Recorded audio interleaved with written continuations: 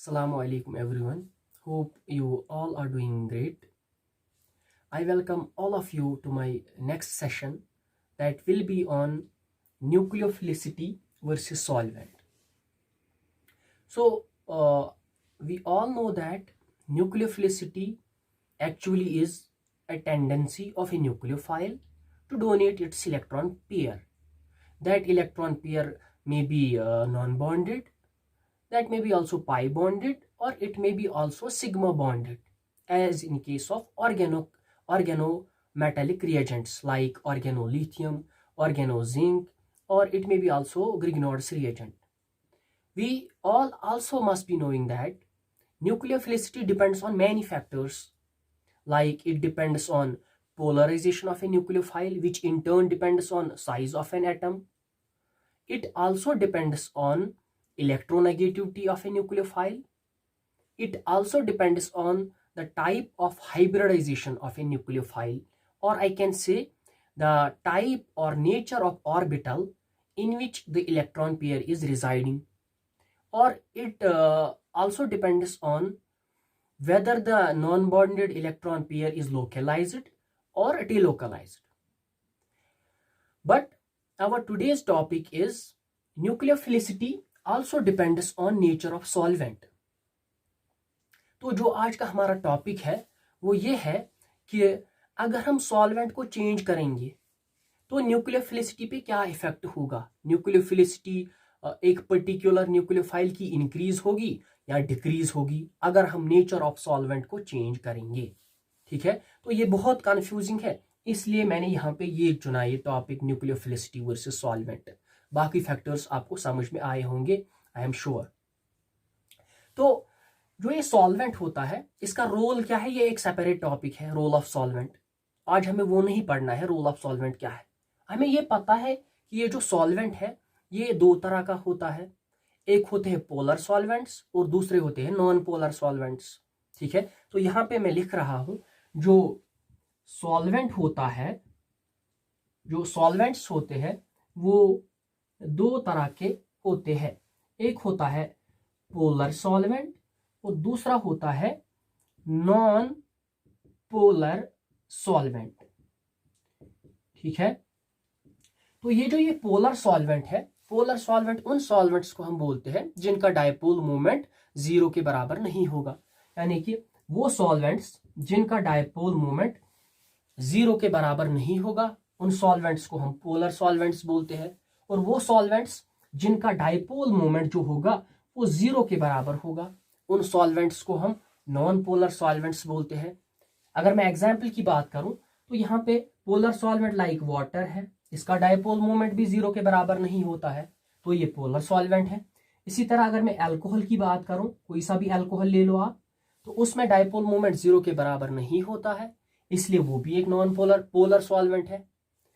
इसके बाद DMF अगर मैं ले लूं, डाई मिथाइल फॉर्मएमाइड, तो ये भी एक पोलर सॉल्वेंट है क्योंकि इसका डायपोल मोमेंट 0 के बराबर नहीं होता है। ठीक है, अगर मैं नॉन पोलर सॉल्वेंट्स की एग्जांपल्स की बात करूं तो यहां पे मैं लिख रहा हूं बेंजीन है, हेक्सेन है या CCl4 है।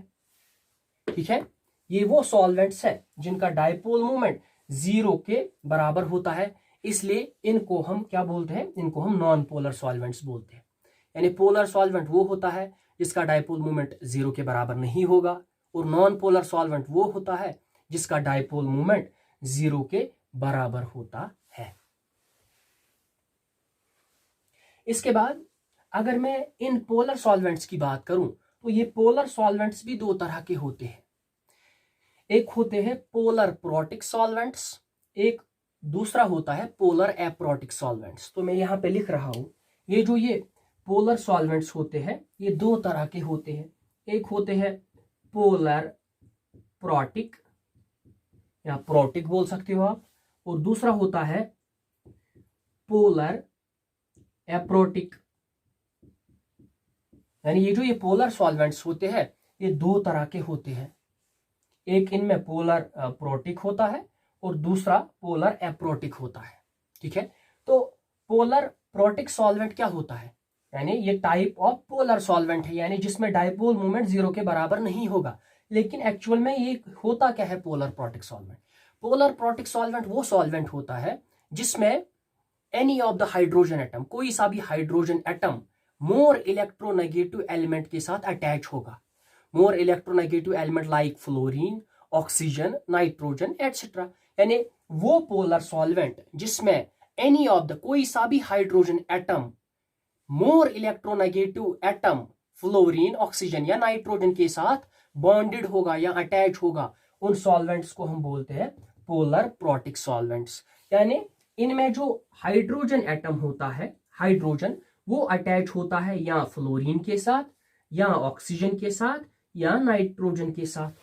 यानी पोलर प्रोटिक सॉल्वेंट्स वो सॉल्वेंट्स होते हैं जिनका कोई सा भी हाइड्रोजन एटम जो होगा वो या तो फ्लोरीन के साथ अटैच होगा, या तो ऑक्सीजन के साथ अटैच होगा, या तो नाइट्रोजन के साथ अटैच होगा। तो यहां पे मैं एग्जांपल ले रहा हूं। फॉर एग्जांपल मैं वाटर ले लूं। वाटर, अगर आप वाटर का स्ट्रक्चर देखोगे तो वाटर का स्ट्रक्चर ऐसे होता है, वाटर का स्ट्रक्चर ऐसे होता है। तो वाटर में क्या होता है, ये जो हाइड्रोजन एटम है ये अटैच होता है मोर इलेक्ट्रोनेगेटिव एटम के साथ, ऑक्सीजन के साथ। तो ये जो ये सॉल्वेंट है, वाटर सॉल्वेंट है, इसको हम पोलर प्रोटिक सॉल्वेंट बोलेंगे। सर क्यों बोलेंगे पोलर प्रोटिक सॉल्वेंट? क्योंकि हमने पढ़ा पोलर प्रोटिक सॉल्वेंट में जो हाइड्रोजन एटम होता है, कोई सा भी हाइड्रोजन एटम होता है, वो मोर इलेक्ट्रोनेगेटिव एटम के साथ अटैच होता है। और वाटर में क्या है, ये जो ये हाइड्रोजन एटम है ये ऑक्सीजन के साथ अटैच है, इसलिए हम इसको क्या बोलेंगे, पोलर प्रोटिक सॉल्वेंट। ठीक है। दूसरी एग्जांपल अगर मैं ले लूं, ऐसे ले लूं एल्कोहल C2H5OH। यानी ये जो ये अल्कोहल है इसमें जो ये एक हाइड्रोजन एटम है, ये हाइड्रोजन एटम जो है मोर इलेक्ट्रोनेगेटिव एटम के साथ अटैच है। यानी ये जो ये पोलर सॉल्वेंट है ये भी पोलर प्रोटिक सॉल्वेंट कहलाएगा। सिंपली इतना याद रखोगे, पोलर प्रोटिक सॉल्वेंट वो सॉल्वेंट होता है जिसमें कोई सा भी hydrogen atom more electronegative atom के साथ अटैच होगा। That more electronegative atom may be fluorine, that may be oxygen, और दैट मे बी नाइट्रोजन, जैसे यहां पे ऑक्सीजन के साथ अटैच है। ठीक है, ये हो गया पोलर प्रोटिक सॉल्वेंट। दूसरे होते हैं polar aprotic solvents. Polar aprotic solvent वो सॉल्वेंट होते हैं जिनमें जो हाइड्रोजन एटम होगा, जो हाइड्रोजन एटम होगा वो मोर इलेक्ट्रोनेगेटिव एटम के साथ अटैच नहीं होगा। यानी ना तो वो फ्लोरीन के साथ अटैच होगा, ना ऑक्सीजन के साथ अटैच होगा, या नाइट्रोजन के साथ भी अटैच नहीं होगा। उन सॉल्वेंट्स को हम बोलेंगे polar aprotic solvents. Sir example दीजिए। आप बिल्कुल देंगे, जैसे कि DMSO है, DMSO डाई मिथाइल सल्फॉक्साइड, जैसे ये है डाई मिथाइल सल्फॉक्साइड, ये है। तो इसमें कोई भी हाइड्रोजन ऐसा नहीं है जो या तो फ्लोरीन के साथ अटैच है, या तो ऑक्सीजन के साथ अटैच है, या तो नाइट्रोजन के साथ अटैच है। इनमें जो भी हाइड्रोजन प्रेजेंट है वो खाली कार्बन के साथ अटैच है। तो वो सॉल्वेंट्स जिनका कोई सा भी हाइड्रोजन मोर इलेक्ट्रोनेगेटिव एटम के साथ अटैच नहीं होगा, उन सॉल्वेंट्स को हम बोलेंगे ये पोलर एप्रोटिक सॉल्वेंट्स होते हैं।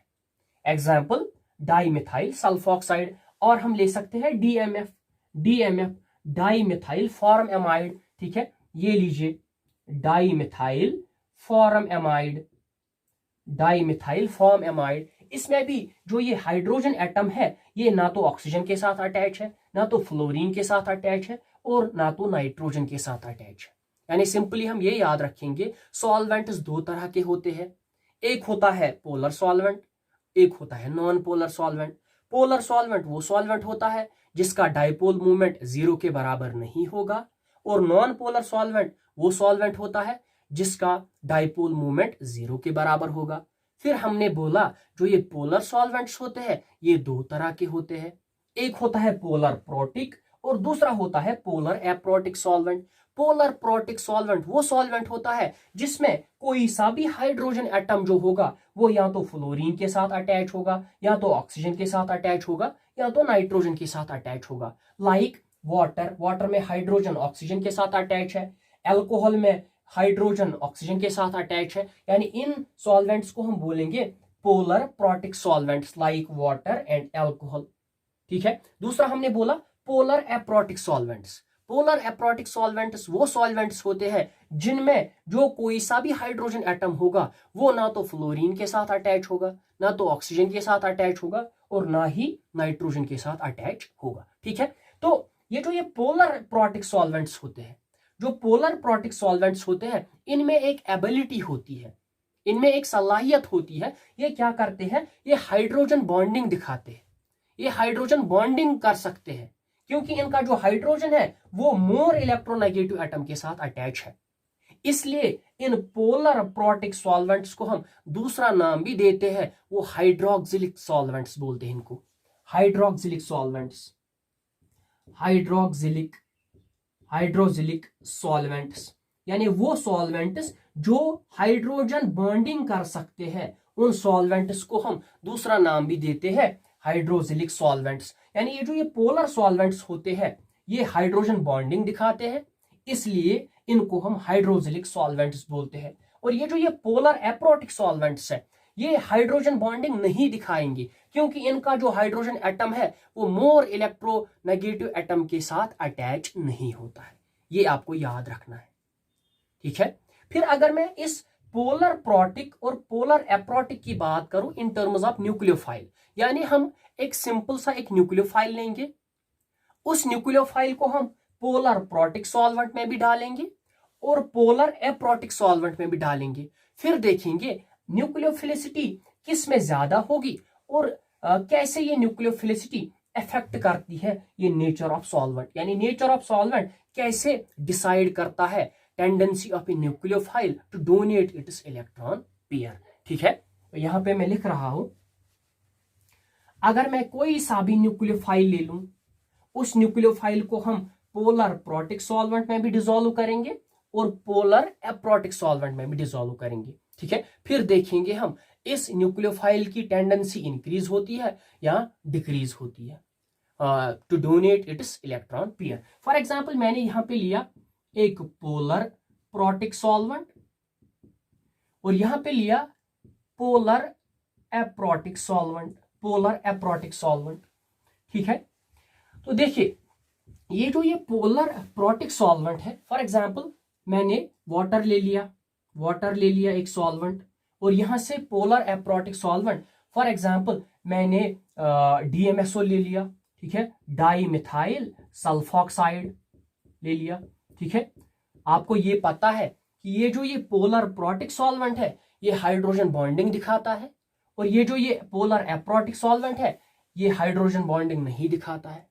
ठीक है, तो मैं इन दोनों सॉल्वेंट्स में एक पर्टिकुलर एक ही न्यूक्लियोफाइल डालने वाला हूं, और फिर हम देखेंगे उस न्यूक्लियोफाइल की टेंडेंसी इंक्रीज होती है या डिक्रीज होती है। ठीक है, फॉर एग्जांपल मैंने यहां से लिया एक सॉलिड साल्ट लिया मैंने, सॉलिड साल्ट, और ये सॉलिड साल्ट एक तो Na पॉजिटिव का बना है और Br नेगेटिव का बना है, यानी ये Br है, Br नेगेटिव ब्रोमाइड आयन जो है ये न्यूक्लियोफाइल है। तो मैं यहां पे लिख रहा हूं ये न्यूक्लियोफाइल है, यानी जब मैं किसी भी न्यूक्लियोफाइल को इन दो सॉल्वेंट्स में डालूंगा उसके साथ एक और आयन एसोसिएट होगा, वो कैट आयन होगा। फॉर एग्जांपल मैंने लिया ये सोडियम ब्रोमाइड साल्ट, इसमें ब्रोमाइड आयन जो है ये न्यूक्लियोफाइल है, और ये सोडियम पॉजिटिव है ये एसोसिएटेड आयन है इस ब्रोमाइड आयन के साथ। फॉर एग्जांपल मैं इस सॉलिड साल्ट को पोलर प्रोटिक सॉल्वेंट में डिसॉल्व कर रहा हूं, यानी कि ये यहां पे इस फॉर्म में हो गए Na positive and Br negative. ये Br नेगेटिव जो है ये न्यूक्लियोफाइल है। ठीक है, और ये Na पॉजिटिव जो है ये इसका एसोसिएटेड आयन है। इसी तरह मैं इस सॉलिड साल्ट को इस पोलर एप्रोटिक सॉल्वेंट में भी डिसॉल्व करूंगा, यानी ये भी यहाँ पे Na पॉजिटिव की फॉर्म में होगा और Br नेगेटिव की फॉर्म में होगा। ये Br होगा ये न्यूक्लियोफाइल होगा, और ये Na पॉजिटिव जो होगा ये एसोसिएटेड आयन होगा इस न्यूक्लियोफाइल का। यानी हमने क्या काम किया, हमने पोलर प्रोटिक सॉल्वेंट को भी लिया, पोलर एप्रोटिक सॉल्वेंट को भी लिया, अलग अलग लिया, इनमें एक पर्टिकुलर न्यूक्लियोफाइल डाला ब्रोमाइड आयन, लेकिन इस ब्रोमाइड आयन के साथ यहाँ पे भी एसोसिएटेड एक सोडियम पॉजिटिव है और यहाँ पे भी एसोसिएटेड एक सोडियम पॉजिटिव है। तो आपको ये पता है, ये जो ये सोडियम पॉजिटिव है, इसको हाइड्रोलाइज करेगा, ये हाइड्रेशन करेगा। कौन करेगा हाइड्रेशन? वाटर करेगा, यानी ये इसको हाइड्रेशन करेगा। जो ऑक्सीजन की नॉन बॉन्डिंग इलेक्ट्रॉन पेयर है, ये इसके साथ इलेक्ट्रोस्टैटिक फोर्स दिखाएगा। ठीक है, ये ऐसे इसको स्टेबलाइज करेगा, सोडियम को ऐसे स्टेबलाइज करेगा। ठीक है, सोडियम को ऐसे वाटर स्टेबलाइज करेगा। ठीक है, और ये जो ये ब्रोमाइड आयन है, इसके साथ अब ये वाटर जो है ये हाइड्रोजन बॉन्डिंग दिखाएगा। सर कैसे दिखाएगा? क्योंकि आपको पता है जो ये वाटर है इसमें ऑक्सीजन के पास डेल नेगेटिव चार्ज होता है और हाइड्रोजन के पास डेल पॉजिटिव चार्ज होगा। तो ये जो ये हाइड्रोजन है ये इस ब्रोमीन के नेगेटिव चार्ज के साथ एसोसिएट होगा और इसको क्या करेगा? हाइड्रोलाइज करेगा। ऐसे ही यहाँ पे अगर हाइड्रोजन की बात करूं तो ऐसे में बोल सकता हूं, ये डेल पॉजिटिव इसके साथ हाइड्रोजन बॉन्डिंग करेगा। ठीक है, और ये जो ये न्यूक्लियोफाइल यहाँ पे है, ये न्यूक्लियोफाइल जो यहाँ पे है, ये अब वाटर मॉलिक्यूल से सराउंडेड है। क्योंकि इस वाटर ने इसके साथ हाइड्रोजन बॉन्डिंग करी हुई है। ठीक है, तो मैं ऐसे लिख सकता हूं, जो ये Br नेगेटिव है, ये वाटर के साथ क्या है? सराउंडेड है ऐसे ये वाटर के साथ। और अगर मैं यहां पे बात करूं, ये जो ये ऑक्सीजन पे नॉन बॉन्डिंग इलेक्ट्रॉन पेयर है, ये इसको स्टेबलाइज करेगा, ऐसे स्टेबलाइज करेगा। ठीक है, ऐसे स्टेबलाइज करेगा। ठीक है, एस डबल बॉन्ड O, ये जो ये इलेक्ट्रॉन पेयर है ये पॉजिटिव चार्ज के साथ ऐसे स्टेबलाइज करेगा, इसको हाइड्रेशन करेगा। ठीक है, लेकिन अब ये जो ये न्यूक्लियोफाइल है, इसके साथ ये जो ये पोलर एप्रोटिक सॉल्वेंट है, ये हाइड्रोजन बॉन्डिंग नहीं दिखाएगा, क्योंकि यहां पे ऐसा कोई हाइड्रोजन ही नहीं है जो इसके साथ हाइड्रोजन बॉन्डिंग दिखाएगा। तो यानी कि मेरे कहने का ये मतलब है, जो यहाँ पे न्यूक्लियोफाइल है वो नेकेड होगा, उसके अराउंड में कोई भी वाटर मॉलिक्यूल प्रेजेंट नहीं होगा, कोई भी वाटर मॉलिक्यूल सराउंडेड नहीं होगा। तो यहां से हमें यह पता चलता है, ये जो ये पोलर एप्रोटिक सॉल्वेंट